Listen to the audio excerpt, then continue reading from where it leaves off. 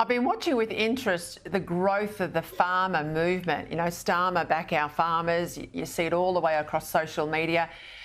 This is over a death tax, basically an inheritance tax, which would force a lot of the smaller producers to sell off their land, and it'll threaten Britain's food security.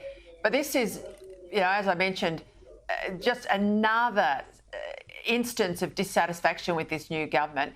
There's that petition, we've mentioned it before, 2.5 million signatures, close to nearly 3 million signatures. There'll be a debate over the petition in the Parliament scheduled for January.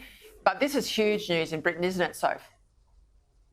It absolutely is, Peter. I mean, the fact that there's nearly 3 million signatures on this petition, look, I don't think it will eventuate to anything, but it definitely puts Prime Minister Keir Starmer under pressure and shows that a lot of people are not happy. He has had a really bad start since he was elected to office back in July.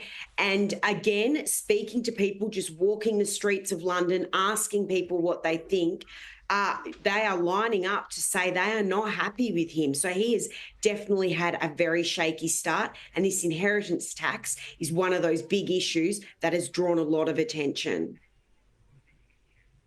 And what about the mood in Britain generally? I mean, you've got a war in Ukraine. They've obviously been watching that very closely and involved. But you've got the stench of anti-Semitism. You know, when I was there in those big protest rallies, pro-Palestine rallies, they're still a feature of weekly life in London. What's your sense of it? Well, a lot of the issues we have in Australia, Peter, really are quite similar to the issues here. There is a problem with anti-Semitism. You know, there is issues with migration. There is issues with cost of living. A lot of the issues that we see at home in Australia are very similar to here, and people are concerned.